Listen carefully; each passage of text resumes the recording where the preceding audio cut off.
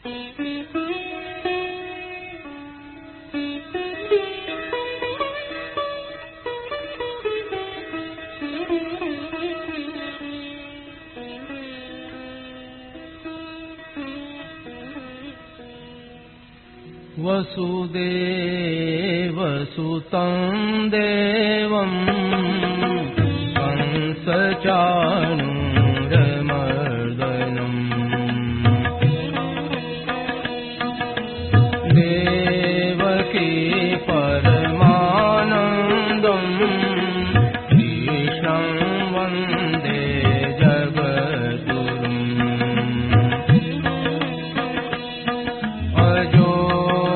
सन्नव्ययात्मा भूतानामीश्वरोऽपि सन् प्रकृतिं स्वामधिष्ठाय सम्भवाम्यात्ममायया यदा यदा हि धर्मस्य ग्लानिर्भवति भारत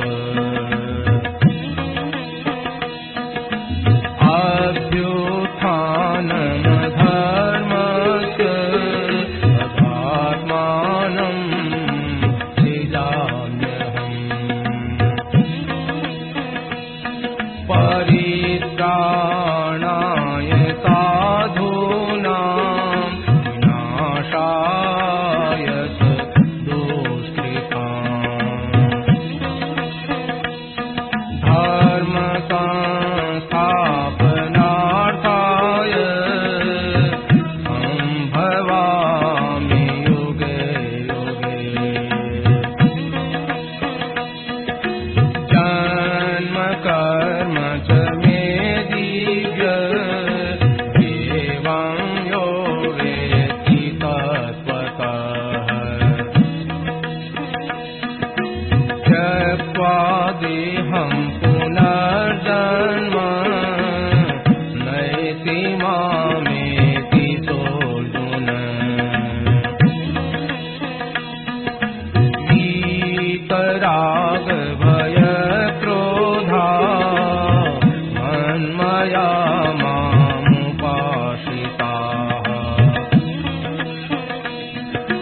बहवो ज्ञानतपसा भूता मद्भावमागताः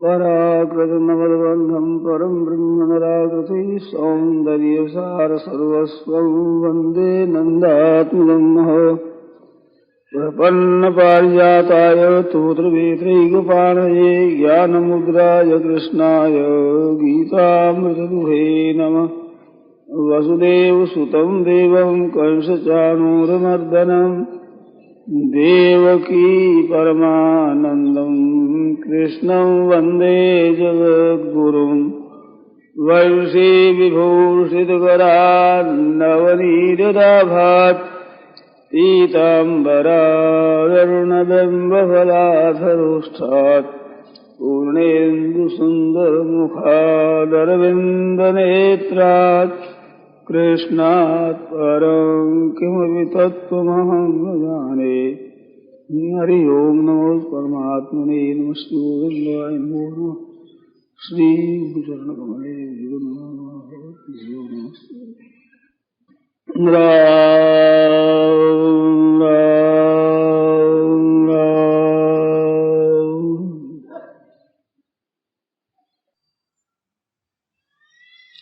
एक भाई का पूजा आया है और बड़े अच्छी बात पूछी है। ऐसे भाइयों से नम्र निवेदन है कि पहले भगवान का नाम लिखे। कुछ भी काम करना हो तो भगवान को याद कर काम करें। लिखने को बैठे तो ओम श्री राम श्री परमात्मे नमः श्री गणेशाय नमः आदि पहले शब्द लिखना चाहिए। हर एक भाई बहन से यही कहना है पहले भगवान का स्मरण करो। हरि स्मृति सर्व विपद विमोचनम, परमात्मा की स्मृति है संपूर्ण विपत्तियों का नाश करना है। हर एक काम कहते हैं ये श्री गणेश हुआ तो श्री गणेश पहले आरंभ होता है, ऐसे भगवान का नाम लेना चाहिए। यस्य स्मरण मात्रेण जन्म संसार बंधनात् विमोच्यते। बात पूछी है कि जैसे है मूर्ति पूजा है, गुरु पूजन है, तो ये क्या जड़ की उपासना नहीं है? अर्थात ये जड़ के पूजन से चिन्मयता की प्राप्ति कैसे होगी? चिन्मय तत्व जड़ नहीं, वो चेतन तत्व है। तो चेतन तत्व की प्राप्ति से ही ये कृतकृत्य प्राप्तव्य ज्ञात भी हो सकता है। जड़ता से कैसे होगा? तो क्या ये मूर्ति पूजा, गुरु आदर, गुरु पूजन, गुरु की महिमा, क्या ये जड़ नहीं है क्या? ये प्रश्न है। दूसरी बात पूछिएगा, हमारे में काम, लोभ, क्रोध आदि आदि जो विद्या है, इसका कैसे नाश हो और चिन्मय तत्व की प्राप्ति कैसे हो, ऐसी बात पूछी। अब इस पर थोड़ा गंभीर विचार करें, अपने पक्षपात नहीं करना है, किंतु सोचना है कि मूर्ति पूजा और गुरु पूजन करते हैं, ये हम जड़ता का नहीं करते हैं। और ऐसे कुछ भी आप जड़ चेतन का विचार करोगे तो मन बुद्धि को लगाओ, तो मन बुद्धि कौन से चेतन है भाई? ये सब प्रकृति का कार्य है। महाभूतान्य अहंकारो बुद्धिर अव्यक्तमेव च इंद्रियाणि दशैकंच पंचचेंद्रिय गोचरा, ये सब जड़ है। भूमिरापो नलो वायु खंग मनो बुद्धिरेव च अहंकार इति में भिन्ना प्रकृति अपरेयम, ये अपरा प्रकार परमात्मा की प्रकृति है। तो अहम अहम जो मैं करते हैं ये भी जड़ है, और जिससे निर्णय करते हैं वो बुद्धि भी जड़ है, और जिससे चिंतन करते हैं वो मनोवृत्ति भी जड़ है। परंतु जड़ को हम पूर्णता नहीं बताते, हम जड़ता में ही एक उलझे हुए हैं। तो जड़ अंश में भी जो चिन्मय की तरफ ले जाने वाला अंश है, उसी को पकड़कर चिन्मय की तरफ चलते हैं। तो विचार करो, तो वेदों का अध्ययन करो, तो नाम का जप करो, तो परमात्म तत्व का चिंतन करो, तो एक चिन्मय तत्व है, सच्चिदानंद घन परमात्मा सत चेतन आनंद घन रूप से है। ऐसे चेतन का चिंतन करो, तो भी करोगे तो मन के द्वारा और बुद्धि के द्वारा ही। तो मन और बुद्धि क्या चेतन है? क्या समझे? अपरा प्रकृति बताया है। मनो बुद्धि रेवच अहंकार इति इयम में भिन्ना प्रकृति तथा अपरा इयम अतस्त्वन्याम प्रकृति विद्धि में पराम जीव भूताम, जीव रूप है वो है परा प्रकृति। तो ये अपरा प्रकृति में उलझा रहेगा तब तक परमात्मा तत्व की प्राप्ति नहीं होगी। तो चिन्मय तत्व में पहुंचने के लिए हमें जैसे मन बुद्धि आदि की वृत्तियों की जरूरत है, ऐसे ही गुरु की जरूरत है।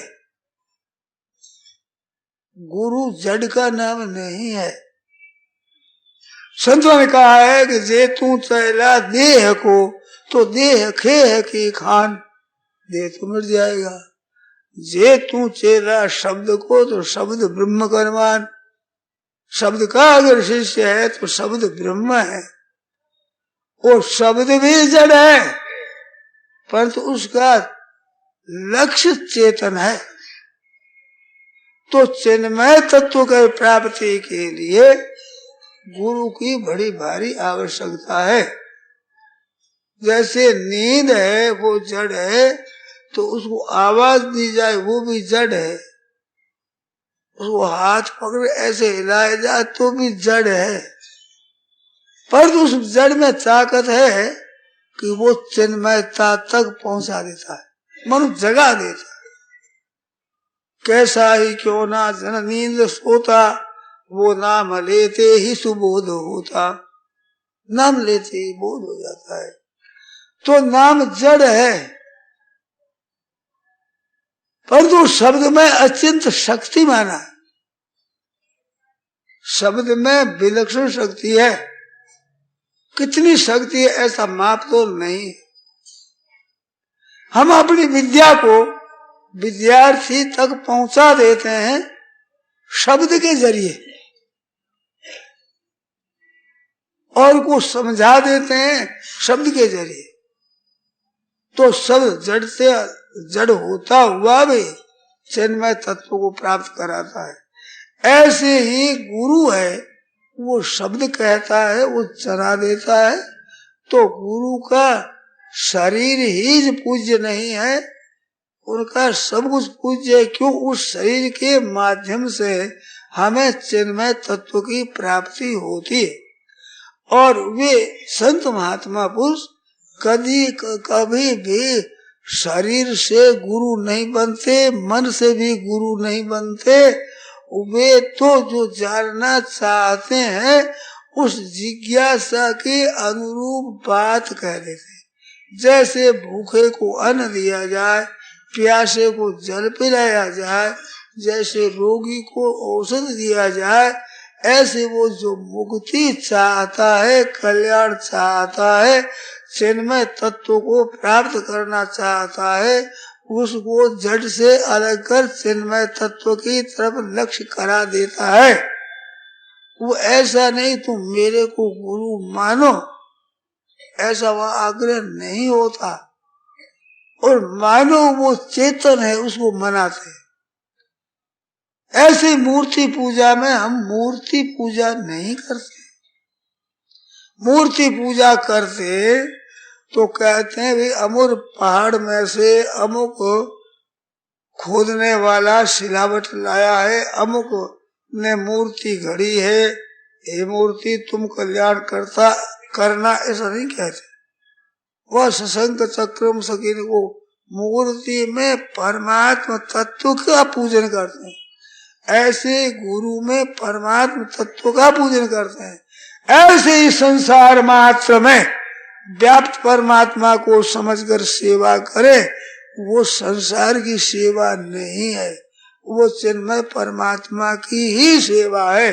दीन दुखियों को देखकर दया कर और उनकी सेवा करते हैं तो दीन दुखियों को ही देखता है। वो तो जड़ की सेवा हो सकती है नहीं, वो जड़ की, पर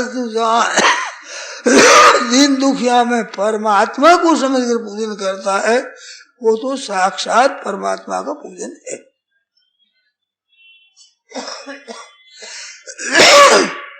भावग्राही जनार्दन, भाव भोगता है भगवान, उस भाव को ग्रहण करते हैं।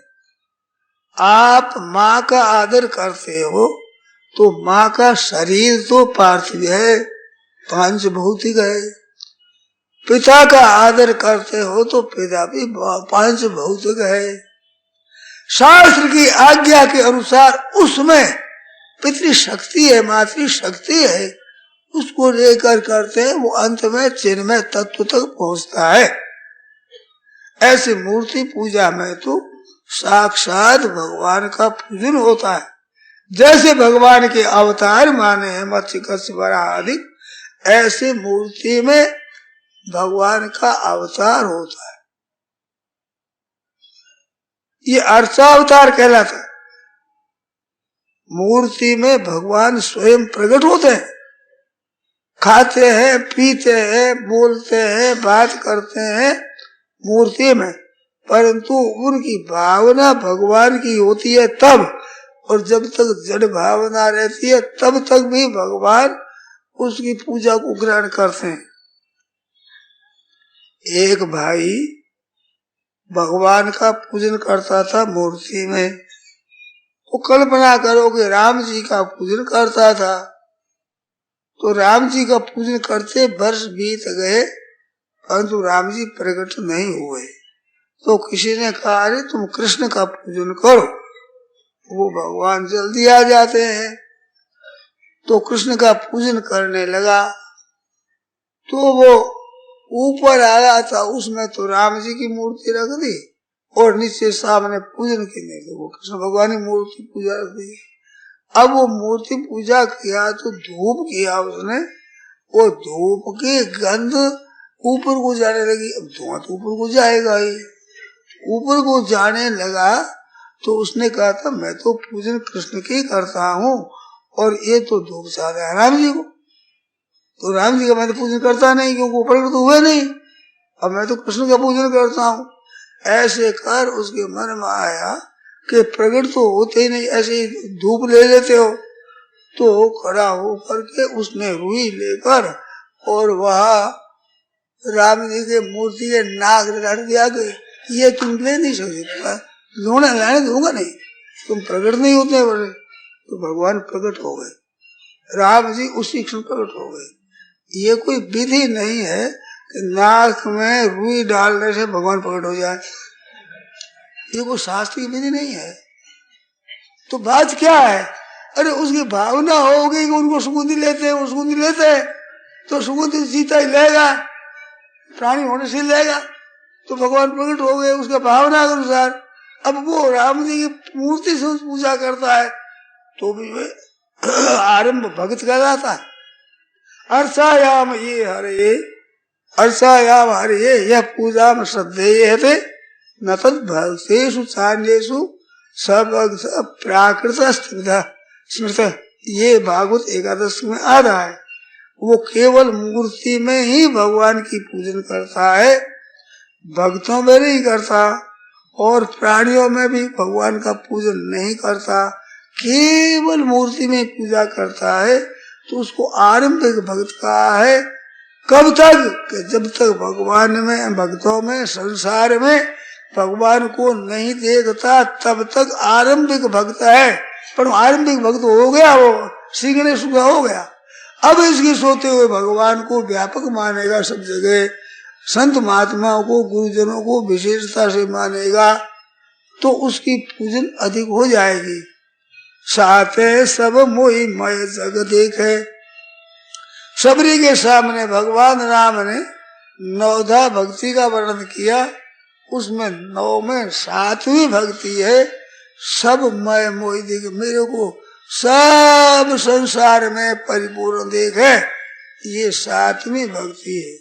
सब में परिपूर्ण देखते हुए भी क्या कहा कि सब में साथ हैं, सब में मोहि मय जग देखे, परंतु मोहते अधिक संत कर लेखे, मेरे से संतों को अधिक देखे।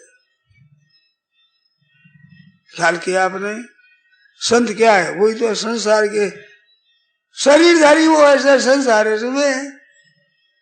तो सब मोहि मय जग देखे, पर तो मोहते अधिक संत को ले, क्यों संत के द्वारा चीज मिलती है। जल सब जगह पृथ्वी में है, पर जहाँ कुआं वहाँ मिलता है, पाइप में जल भरा हुआ है परंतु पाप में भरा हुआ भी जहाँ कड़ लगी है वहां मिलता है और जगह मिलता नहीं। ऐसे गुरुजनों में, भगवान के श्री विग्रह में, संत महात्माओं में, दीन दुखियों में, अपाहिजों अरक्षितों में परमात्मा मिलते हैं। ये परमात्मा के मिलने के स्रोत है। परमात्मा सब जगह है, पर सब जगह होते हुए भी यह विशेषता है। जैसे भगवान सब में परिपूर्ण व्यापक है तो शरीर में सब जगह परमात्मा है, परंतु फिर भी कहते हैं ईश्वर सर्वभूतानां हृदयेषु तिष्ठति, संपूर्ण प्राणियों के हृदय में रहते हैं। तो भगवान हृदय में रहते हैं, हाथ पांव में नहीं रहते, सिर में नहीं रहते, क्या पेट में नहीं रहते, पीठ में नहीं रहते, ऐसा नहीं है, सब जगह है परिपूर्ण, पर हृदय एक उपलब्धि स्थान है, वहां सुगमता से प्राप्त होते हैं। ऐसे परमात्मा की प्राप्ति का ये शास्त्रीय उपाय है। मूर्ति में करो, गुरु में पूजन करो, संसार में पूजन करो। 12 प्रकार की मूर्ति का पूजन बताया है। उसे किससे करो, जल में कर लो, अग्नि में कर लो, एक चबूतरा बनाकर कर लो, मूर्ति में कर दो। मूर्ति भी लेख्या लेख्या ऐसे वेद बता दिया, तो वेद का आदर करना भी मूर्ति का आदर करना है। और सुंदर बनाई हुई एक तस्वीर है, उसका पूजन भी भगवान का पूजन है। तो लिप्या लेप और लेख्या ऐसी मूर्ति बताई। तो वेद का आदर करना भी मूर्ति का आदर है, और तस्वीर का आदर भी मूर्ति का, परमात्मा का आदर है, और मूर्ति पूजा भी परमात्मा का ही आदर है। कोई हमारे घर पूजनीय आदरणीय आता है, आपके सगा संबंधी भी आते हैं, तो उनका आदर शरीर से ही करते हैं, शरीर का ही करते हैं। उसका कैसे हो गया, आइए सब बैठाइए, तो शरीर को ही ऊंचे आसन पर बैठाते हैं, शरीर को ही भोजन देते हैं, पूजन करते हैं, तो शरीर का थोड़े करते हैं वहां। और मैं जो है वो हमारे पूजनीय वो है, और वो प्राण निकलने पर उसी को बाल देते, जला देते हैं, लकड़ीदार काट आग लगा देते हैं। तो उसका पूजन करें, जब तो आग क्यों लगावे, पूजन करें उसका। वो पूजन उसका नहीं, भीतर जो आत्मा है उसी का होता है। ऐसे मूर्ति में, वेदों में, सब जगह पूर्त परमात्मा के, गुरु में, संत महात्माओं में, संसार में, दुखियों में, दीनों में वो परमात्मा है। उस परमात्मा की तरफ लक्ष्य रखते हुए वे परमात्मा का पूजन करते हैं, तो वो जड़ का पूजन नहीं हुआ। और जो जड़ समझते हैं वो पूजा नहीं करते। जो मंदिर में मूर्ति है उसको जड़ मानते हैं, वे मूर्ति पूजा नहीं करते। कहा भगवान का पूजन नहीं करते और मूर्ति पूजा करते हैं वे।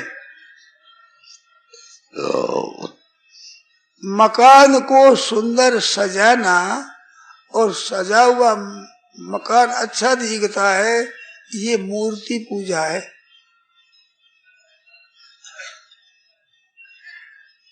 फैशनदार कपड़े बढ़िया पहनना, ये मूर्ति पूजा है। आप कोई भाई ध्यान दें, विचार करें।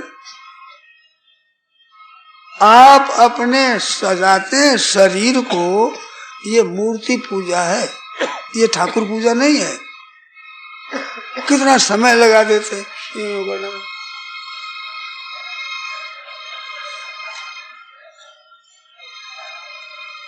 ये मूर्ति पूजा है, ये ठाकुर पूजा नहीं है। और ये सिवाय मूर्ति पूजा और क्या है आप बताओ। जड़ चीजों को जहाँ सुंदरता को देखते हैं, बच्चे को देख कर राजी होते हैं, स्त्री को देख कर राजी होते हैं, ये क्या है, ये मूर्ति पूजा है। इसे कल्याण नहीं होगा। मूर्ति पूजा करने वाले मूर्ति की पूजा नहीं करते हैं, भगवान का पूजन करते हैं। तुम उसको समझ नहीं सकते। वेद शास्त्र है, उनको देख करके आदर करते हो, ऊंचा रखते हो, पढ़ते हो, तो स्याही क्या चेतन है, क्या पत्र उसके चेतन है, क्या वे शब्द चेतन है, उसका आदर करते हो। किसका आदर है, वो परमात्मा तत्व का आदर है, उसमें चिन्मय तत्व का आदर है, उसका पूजन हम करते हैं, कागजों का पूजन नहीं करते हैं। जहां कहीं आप भावना करोगे तो रहते हुए परमात्मा है, सब में चिन्मय, उसका ही पूजन होता है, वो ही पूजन ग्रहण करता है और उसी से ही कल्याण होता है। देखो, जिस भाषा में जो समझता है उसी भाषा से उसको समझाया जाए तो वो सुगमता से समझ लेता है, और वो भाषा नहीं जानता और हम समझावे तो वो समझ नहीं सकता। तो मनुष्यों का व्यवहार जड़ता को लेकर के, रुपये जड़ है कि चेतन है? क्या मूर्ति पूजा नहीं मानते? क्या रुपयों के ऊपर, नोटों के ऊपर लिखी हुई मूर्ति है उसको नहीं मानते? तो साफ कागज को लेकर ले जाओ, कुछ मिलता हो तो, और मूर्ति से ही मिलता है। उससे जो रुपए, 10 रुपए, 20 रुपए, अरे आज चीज वस्तु लाते हो तो मूर्ति वाले कागज से लाते हो, साफ सफेद कागज से लाते हो।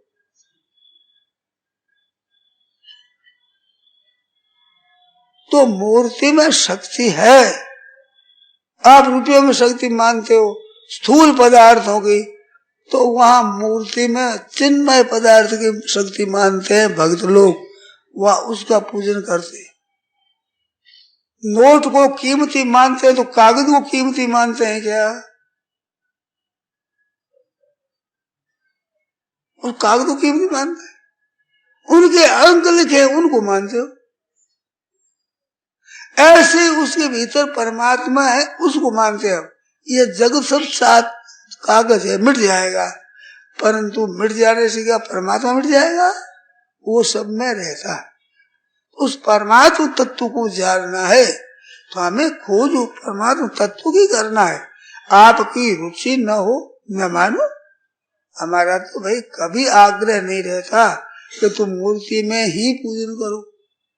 तुम्हारा जहां विचार हो, आदि अंत जन अनंत के सारे कार्य सोए, और जही जीव उर न सो धरे तही ढिग प्रकट हो। आप जहां निश्चय करते वहीं। अब खंबे में प्रहलाद के लिए प्रकट हो गए तो खंबे का पूजन करें? खंबे का नहीं है। पूछा पिताजी कहाँ है? प्रहलाद कहते कहाँ नहीं है, इसमें खंबे में, तो में, मुंह में, खड़े खंबे में, सर्वरूप व्यापक, सब में व्यापक है। तो खंबे में है तो खंबे को काट दे, तेरा भगवान भी कट जाएगा। वो तलवार मान लगे तो बद्र प्रकट हो गए। तो भगवान तो सब जगह है, जो के जो है, ये भावना जहाँ रहती है वहां प्रकट हो जाते हैं। कोई तीर्थों में मानता है तो वह तीर्थों में प्रकट हो जाते हैं भगवान। कोई वेदों की दिशा मानता है, वेदों की दिशा में भगवान प्रकट हो जाए। कोई प्रणव में, ओम में भगवान मानते तो वहां प्रकट हो जाए। राम नाम में मानते तो वहां प्रकट हो जाए। आपकी भावना जहां परमात्मा लेकर के जाएगी वहां परमात्मा प्रकट हो जाएगी, क्योंकि परमात्मा तो वहां है ही। परमात्मा का अभाव कौन से देश में, कौन से काल में? तो सब जगह परमात्मा व्यापक है। तो व्यापक होने से मूर्ति में नहीं है क्या? कहीं ऐसा लिखा है कि मूर्ति के सिवाय सर्वव्यापक परमात्मा है, गुरु के सिवाय और जगह सब परमात्मा है, गुरु और मूर्ति में नहीं, ऐसा है कहीं? सब जगह है। तो जहां एक जगह आपकी भावना बने तो एक जगह तो पूजन आपने शुरू कर दिया, और जो सब जगह है कहता तो है पूजन कहीं नहीं करता, तो उसे तो एक जगह मानना शुरू कर दिया, इतना काम उसको तो आरंभ हो गया। आपकी बात ही बात रहती, आरंभ हुआ ही नहीं। पीपल में पूजन करता है तो पीपल को जल चढ़ाता है, नमस्कार करता है, एक जगह तो भगवान को माना, परमात्मा को। अरे वे सब जगह है तो अभी आरंभ हुआ है, थोड़ी जगह मानते हुए सबको मानेगा। अब सीखने वाला एक सीखा तो सीखना तो शुरू हो गया उसका, अब पूर्णता तो सब पूरा विद्या पढ़ेगा तब होगा, परंतु आरंभ तो हो गया ना। ऐसे मूर्ति का पूजन करता है, जी पीपल में पूजन करता है, तीर्थों में पूजन करता है, गुरुजनों में पूजन करता है, माता पिता में पूजन करता है, संत महात्माओं में, ब्राह्मण में पूजन करता है। तो किसी जगह तो शुरू हुआ, अब वो पूर्ण हो जाएगा। परंतु वो जड़ को लेकर नहीं हुआ है, और जड़ को लेकर पूजन पूजन नहीं है, वहां चिन्मय तत्व को लेकर पूजन है। इस वास्ते जड़ता की तरफ नहीं जाता। आपका मन अगर नहीं मानता था मत पूजो, जहां आपका बात है वहीं पूजो। अभी जो मैं कह रहा हूं और आप सुन रहे हैं, तो क्या मेरी जबान चिन्मय है? क्या आपके कान चिन्मय है? क्या ये जड़ नहीं है? ये जड़ तो है, पर हमारा कान और जबान ही से नहीं, कान और जबान, जबान के द्वारा कहना, कानों के द्वारा सुनना, उस परमात्म तत्व को लेकर के है। तो ये जड़ का पूजन नहीं हुआ, ये चिन्मयता का पूजन है। सत्संग के द्वारा बड़ा भारी काम होता है। तो सत का संग है ये जबान और कान तो असत है, ये तो नाशवान है, ये तो मर जाएगा, लोग जला देंगे। फिर सत का संग कैसे हुआ? तो वाणी के कानों के द्वारा हम सत चर्चा करते हैं, शरीर के द्वारा सत कर्म करते हैं, मन के द्वारा सत चिंतन करते हैं। ये सत कर्म, सत चर्चा, सत चिंतन करते हैं सत्संग के लिए, सत में तत्परता से लग जाए उसके लिए, तो अंत में सत चल जाए। तो वो सत जो परमात्मा परिपूर्ण है वो मान लेता है इस बात, क्योंकि हमारा लक्ष्य सूत्र है। ये माता है ना, तो माताओं को बच्चा माँ कहता है, मदर कहता है, या कहता है, माई कहता है, आई कहता है, ये नाम है कई तरह। आपने देखा होगा, हमने देखा है भाई, माँ को बाई कहते, बाई कहते, और माँ बोलती, माँ बाई कहने से माँ बोलती, और बाई कहते हुए भी वो माँ के भाव से ही कहता है, और सुनने वाली माँ पुत्र भाव से ही पालन करती। कई छोरा माँ को भाभी कहते, क्यों छोटे छोटे देवर भाभी कहते हैं, वो भी भाभी कहता है। तो भाभी कहने से क्या माँ उसको देवर मानती है? और वो क्या भाभी कहने पर भी मेरे बड़े भाई की स्त्री ऐसा मानता है? वो तो माँ ही मानता है, अब बोलने में भाभी कहता है। तो किसी नाम से कहे, एक हमारी बहन साधारण स्थिति वाली, पढ़ी लिखी भी नहीं, वो भी बालक के शब्दों की तरफ नहीं देखती, भाव की तरफ देखती है। तो हम भगवान का पूजन करते हैं, भगवान हमारे भाव की तरफ नहीं देखेंगे, पत्थर की तरफ देखेंगे? अब यह सोचो, वो अपना पूजन मानते हैं, मेरा ही पूजन करता है। तो किसी जगह कोई आदर करता है और भगवत बुद्धि करता है, तो भगवान तो वहां है ही, उसका तो अभाव कभी हुआ नहीं, होगा नहीं, हो सकता ही नहीं। वो सदा भाव रहेगा। वो मूर्ति चाहे बिखर जाए, चाहे संसार बिखर जाए, चाहे मिट जाए, परमात्मा भाव कैसे होगा? वो तो सदा रहता ही है, और सदा रहता है, उसी को लेकर वो पूजन करता है। इस वास्ते वो जड़ता का पूजन नहीं हुआ। जड़ता का पूजन जो राग और द्वेष है, ये है। किसी वस्तु में राग है, ये जड़ता का पूजन है। किसी से द्वेष है, ये भी पूजन है। हो जैसे राग होता है उसकी सत्ता मानने से, ऐसे द्वेष भी उसकी सत्ता मानने से होता है। द्वेषा चैत्या देव नृपा, शिशुपाल आदि की द्वेष के कारण कल्याण को प्राप्त हो गई। भयात कंसा, वो भय के कारण से हो गया, पर भय के कारण से किया चिंतन भगवान का,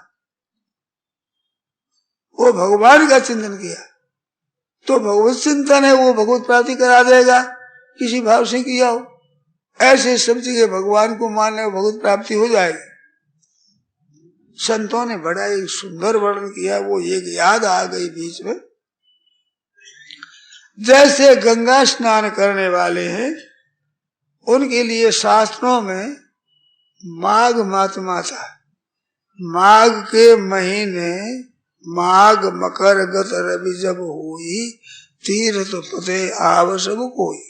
माघ के महीने जब मकर संक्रांति होती है, सूर्य भगवान मकर की राशि पर जाते हैं। मेघ वृग मिथुन कर्क सिंह कन्या तुल वृश्चिक मकर कुंभ में, तो मकर राशि पर सूर्य जाता है, वे माघ के महीने, तो उसमें स्नान का बड़ा महात्म्य है। उसका महात्म्य जो मेघ का भी है महाराज महात्म्य। वैशाख के महीने में भी स्नान करे गंगा जी में, बड़ा महात्म्य है। तो जाने दो क्या सूरज क्या नहीं है। वैशाख का स्नान भी लोग करते हैं, माघ स्नान भी करते हैं, काशी स्नान भी करते हैं। अब गंगा जी में जाकर, जहाँ ऋषिकेश में हम लोग जाते हैं, गीता भवन में रहते हैं, वहां गंगा जी में जाकर माघ के महीने आप स्नान करो।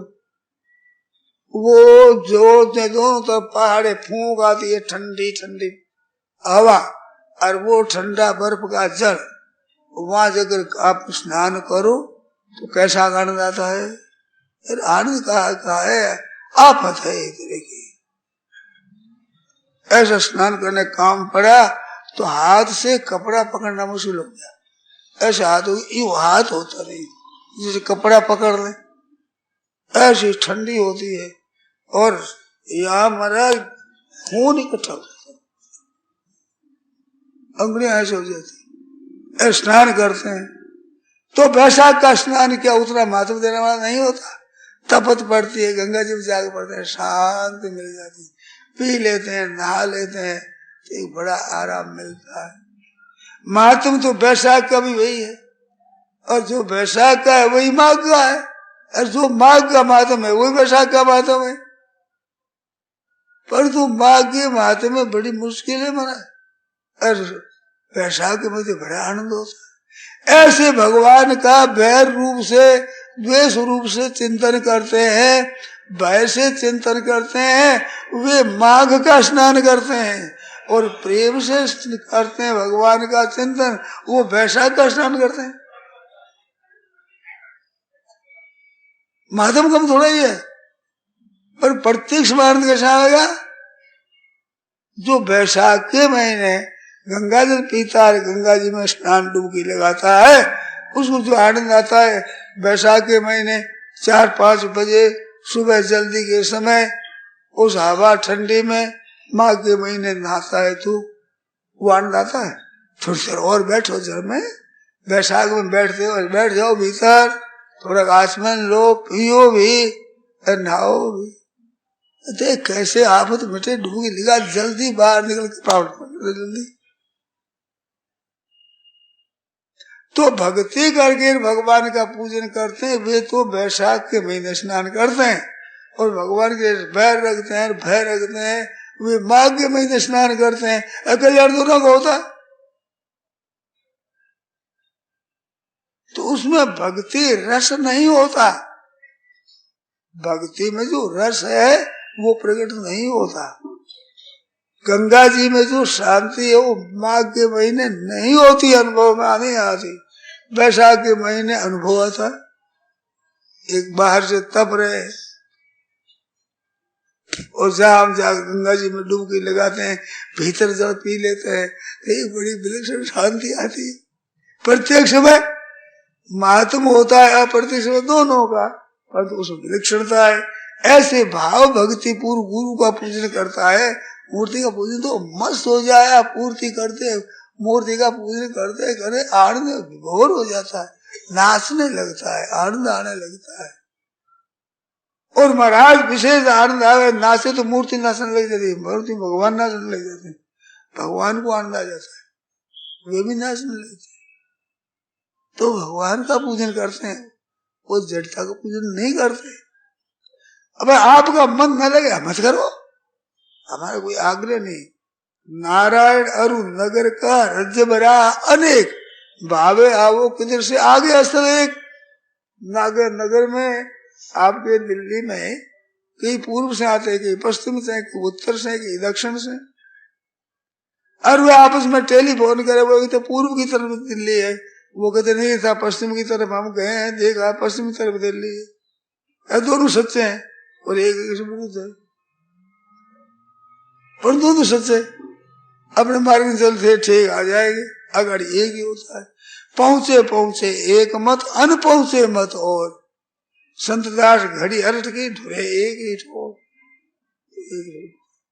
ऐसे अंत में एक तत्व ही मिलता है, क्योंकि उस तत्व की ही वे पूजन करते हैं।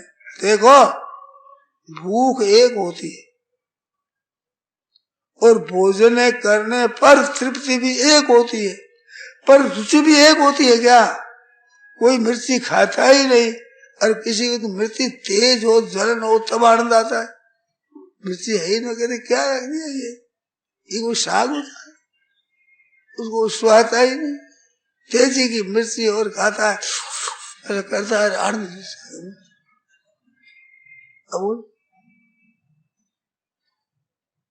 परंतु एक बात बताओ आप, भूख एक होती है वो, और भोजन करने पर तृप्ति एक होती है। मानो भूख एक हो, दुख एक तरह का है, तृप्ति करने से सुख एक तरह का है, नतीजा सुख और दुख वो एक निकलता है। हम देखते हैं मनुष्य के मन के अनुकूल बातें मिलती है, एक प्रसन्नता आती तो हंसी आती, वो हंस उड़ता हंसता है, और मन के प्रतिकूल परिस्थिति रोता है। तो हंसने में भेद नहीं है, बोलने में भेद है, भाषा है। भाषा की मारवाड़ी बोलता है तो बंगला बोलता है, ये तो गुजराती बोलता है। ऐसे हंसी मैंने आपने देखा, ये तो मारवाड़ी हंसी है भाई, ये तो पंजाबी हंसी है, ये प्रसन्नता तो गुजराती है, ऐसा देखा आपने? वो प्रसन्नता में उसमें फर्क नहीं, रोने में नहीं है, ये बंगाली रोना रोता है, ये तो पूर्व की भाषा में रोता है। रोने का भेद नहीं है, हंसने का भेद नहीं है, भाषा का भेद है। ऐसे परमात्मा प्राप्ति के बिना दुख होता है, उसमें भेद नहीं है, और प्राप्ति होने पर आनंद होता है, उसमें भेद नहीं है। परंतु रुचि में भेद है, कोई किसी की उपासना, कोई किसी नाम की उपासना, कोई किसी रूप की उपासना ये करता है, तो किसी का भोजन कैसा है, किसी का भोजन कैसा ही है, पर तृप्ति एक होगी। आपको वो भोजन चाहिए, दूसरा भोजन करो, आपकी जैसी रुचि वो करो, परंतु बाबा करो तो सही। कोई बातें ही करते हो, पूजन करते हो, कोई बातें करते हो, कोई बात नहीं हो रहा भाई। पर धन की बातें किए घर की भूख न जाए, दूसरे के धन की बात करने से घर की भूख नहीं मिटती। वो लखपति है, वो करोड़पति है, दिन भर करो एक कौड़ी नहीं मिलेगी, और काम करो मिल जाएगा, कुछ पैसा मिलेगा ही। ऐसे कोरी बातें करे सुख ही, ये सत है, ये चेतन है, ये आनंद है, ये जड़ है, ये है, करते रहो। पर तो लग जाओ सच्चे है, देखो एक तमाशा, विलक्षणता हो जाती है। तो ऐसे आप सच्चे लग जाए, किसी नाम में किसी रूप में आप लगे, पर लग कर देखे तो सही।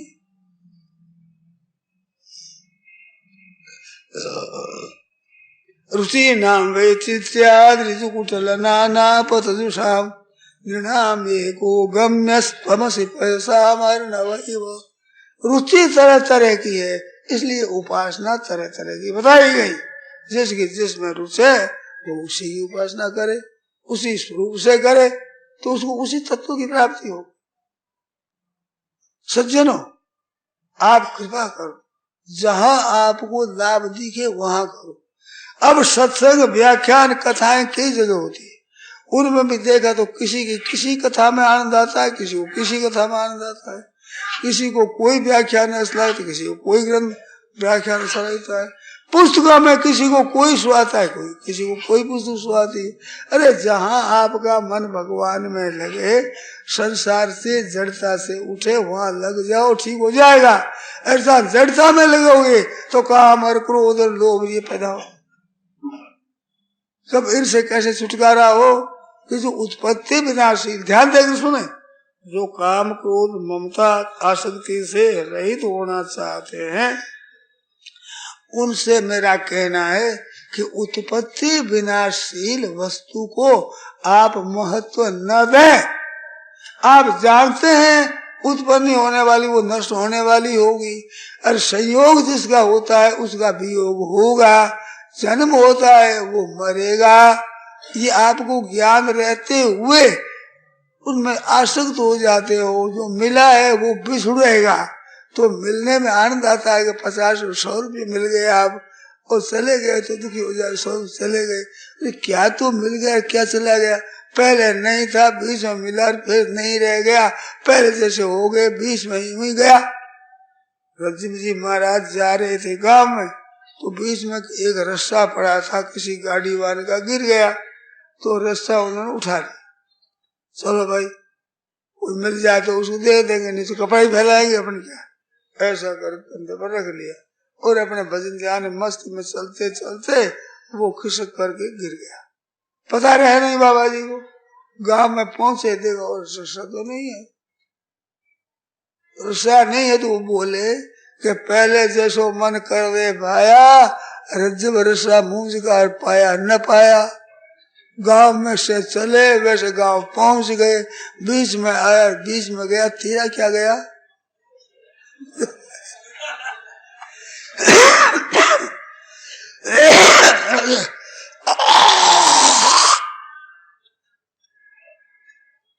पच्चीस वर्ष का जवान मरा तो 26-27 वर्ष पहले थे वैसे हो गए। बीच में रस्सा मिला और खसक गया। अब तेरा क्या चलेगा? रोने लगता है, मेरा चलेगा। अरे तेरा कैसे चला गया? तू पहले जैसा हो गया, बीच में आया बीच में गया, तू तो है जैसा ही रहा, बीच में आना जाना हो गया, अब रोए क्या? तो ये जो काम क्रोध कब होता है? जो नाशवान को अविनाशी मान लेता है, असत को सत मान लेता है, उत्पत्ति विनाशशील को स्थायी, अप्रिय को प्रिय मान लेता है, निरादरणीय तत्व का आदर देता है, जानता है कि उत्पत्ति विनाशशील है परंतु उसको महत्व बुद्धि से देखते हैं। तो क्रोध पैदा उस महत्व बुद्धि से होता है बाबा। कौन महत्व बुद्धि? जो आप जानते हैं जड़ फिर भी महत्व बुद्धि रखते हैं। रुपयों को उत्पत्ति विनाशशील मानते हैं, केवल लेन देने का एक साधन मानते हैं, उसको भी बढ़िया मान लेते हैं और खर्च करते ही नहीं। तो राजनीति नहीं तो क्या होगा? तो भूल तो यहाँ हुई है, अपना मान लेते, अपने लिए उपयोगी मान लेते, वो चला जाता है, दुख होता है। तो आप उसको है जैसा मानो। है जैसा मानने का नाम ज्ञान है। उत्पत्ति विनाशशील जड़ को उत्पत्ति से ना मानो, वह क्या आपका आता है, क्या जाता है,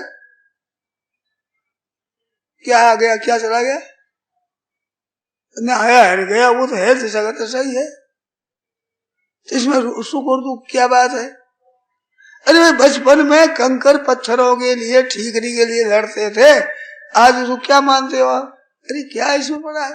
पर उस समय मेरा ऐसा मेरा इसने ले लिया, शिकायत करते क्या महत्व दे दिया, महत्व दे रही होगी।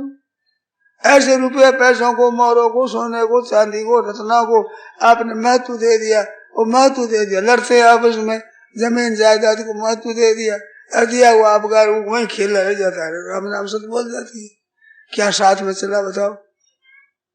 पर रुपया बड़े भारी है, महत्व दे दिया। तो महत्व उसके उपयोग का है, वस्तु का थोड़ा ही है। रुपया आप भर लो, खर्च मत करो, क्या फर्क है? आपके रुपया हो तो और ना हो तो क्या फर्क है? अगर आपके उपयोग में नहीं आता और धन आपके पास में लाखों रुपया है परंतु आप अपने काम में लगाते ना दूसरे काम में खर्च करते, तो उन रुपयों से आप धनवान हैं क्या? उन रुपयों से हम धनवान नहीं है क्या? उन्हीं रुपयों से हम धनवान हैं। क्यों? खर्च आप भी नहीं कर सकते, हम भी नहीं कर सकते। आप में हमारे फर्क क्या है? फर्क ये है कि रात में सुहा दौड़ेगा तो आपकी नींद खुल जाएगी और हमारे नगर वजह तो नहीं खुलेगी, मौज। ये फर्क होगा। और फर्क क्या है? आफत आपको हो जाएगी। अपना मान लिया उस संतों ने वो महत्व नहीं दिया। महत्व क्या है? उसके उपयोग को महत्व दिया है। रामा माया राम की मत दे आड़ी पाल। राम जी माया पाल क्यों बांधता है? अपने पास में रखूंगा। रामा माया राम की मत दे आड़ी पाल, आए जो ही जान दे परमात्मा रेखाल। परमात्मा जान दे बहन दे। हमारे महाराज कहा आई बलार नहीं चला, बस ये बला आई पैसा चला दिया, उपकार में लगाया, इसमें लगा दिया, बस आई बला नहीं चला। अब क्या रोके, उसको क्या करेंगे? तो मौज आपके रहेगी और रुपया तो आपके बलाय मानो तो बढ़िया मानो तो और घटिया मत, वो तो रहेगा नहीं आपके साथ। कफन में किसी ने जेब बनवाई है?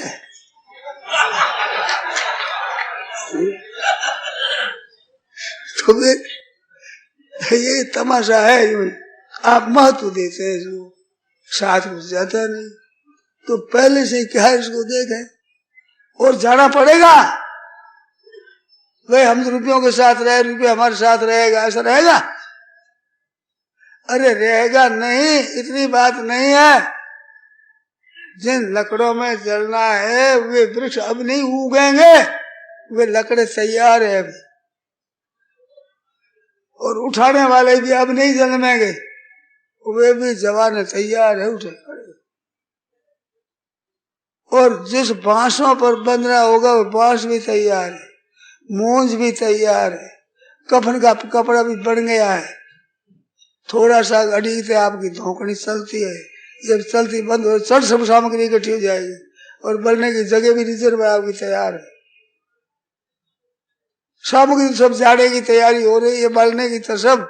अरे यहाँ बैठा हुआ कहता है अब ये सच है, नहीं असत है, चेतन है। अरे क्या चेतन जड़ करता है, मर रहा है। अभी वो दिन आ जाएगा, राम नाम सत है, बातें करता है इधर उधर, देखता नहीं है, समय जा रहा है ना। बढ़ने की सामग्री सब तैयार हो रही है, लकड़ा मनुष्य बासर और मुंह और कपड़ा सब तैयार है। हांडी भी तैयार है, जो आग ले जाते, क्या कमी बताओ? लेजर वाला आदमी तैयार है, केवल तेरी आंखें टिमटिमाती है, धोकड़ी चलती है, इसको देखते हैं। ये बंद हुई, आप पड़ोसी कहते हैं क्या करते हो, इतनी देर हुई, हाथ तो उठाया नहीं, जल्दी करो, उठाओ जल्दी जाओ।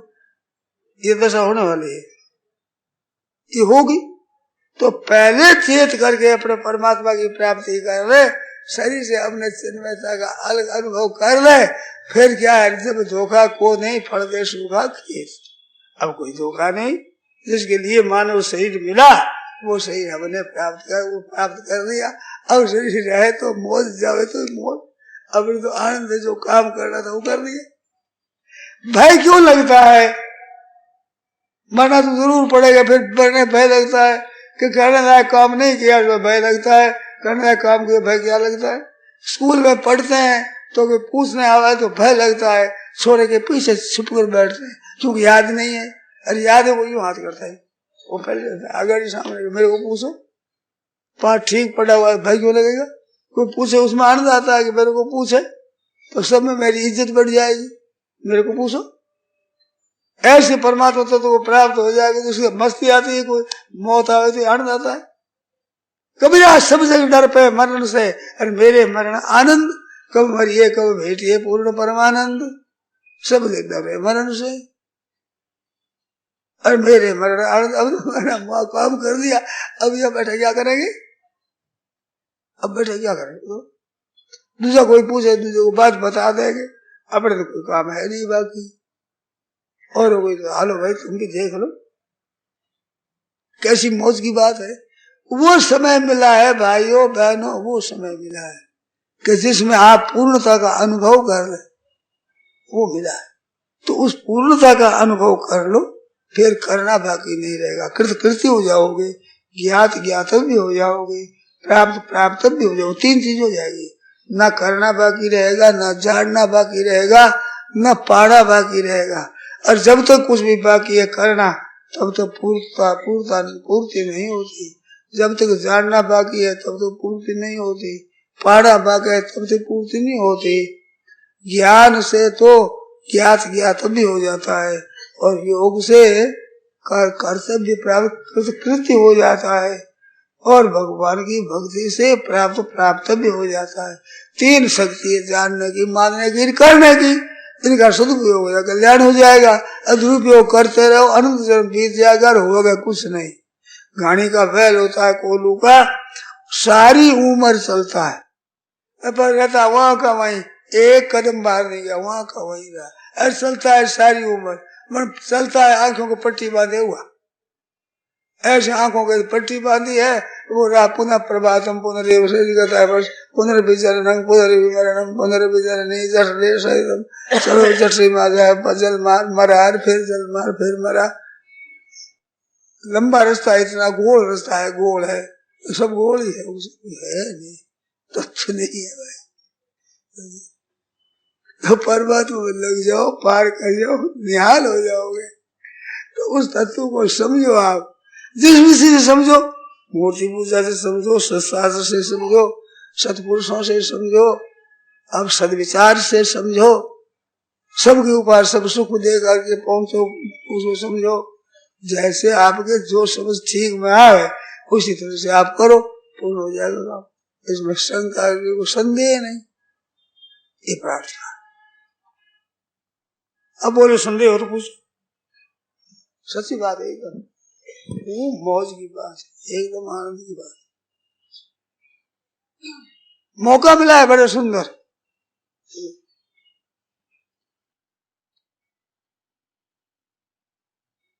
नारायण नारायण नारायण नारायण नारायण नारायण नारायण नारायण हरे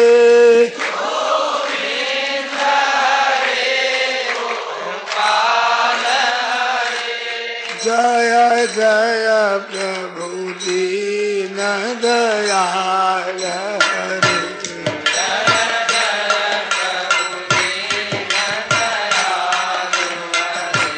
गोविंद रे गोपाल रे। थोड़ी देर और बैठे, अभी कीर्तन के बाद जाए। जय जय प्रभु दीन दयाल हरे।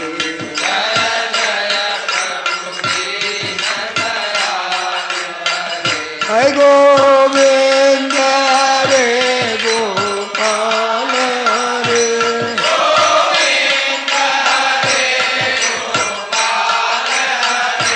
जय जय प्रभु दीन दयाल हरे।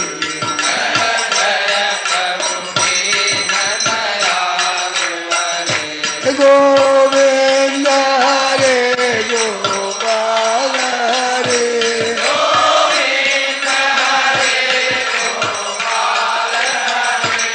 जय जय प्रभु दीन दयाल हरे।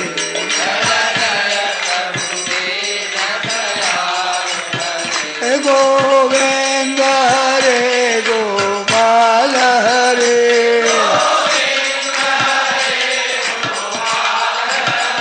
जय जय प्रभु दीन दयाल हरे।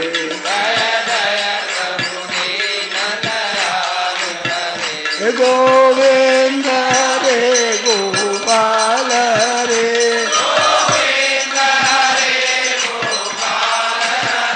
जय जय प्रभु दीन दयाल हरे।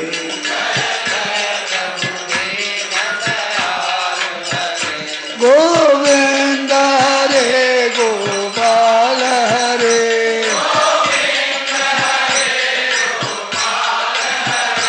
जय जय प्रभु दीन दयाल हरे।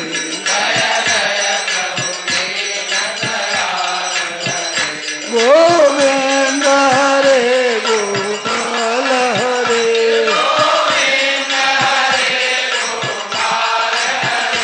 जय जय प्रभु दीन दयाल हरे।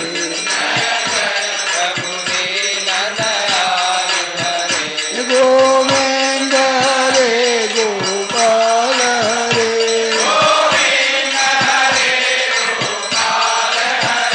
जय जय प्रभु दीन दयाल हरे।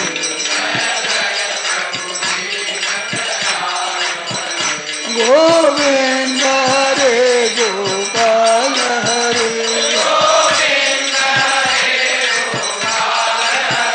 जय जय प्रभु दीन दयाल हरे।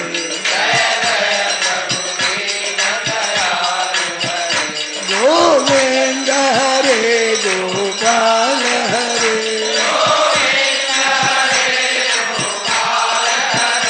जय जय प्रभु दीन दयाल हरे।